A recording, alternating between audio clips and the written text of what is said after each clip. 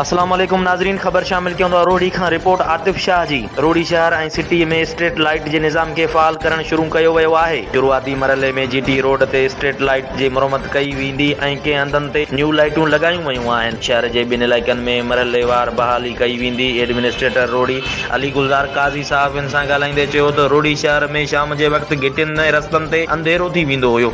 बुज़ुर्गनि सां गॾु ॿारनि खे परेशानी रहंदी आहे, जंहिं जे लाइ म्यूनिसिपल कमेटी पारां स्ट्रीट लाइट जो बंदोबस्त मौजूदु हूंदो हुयो।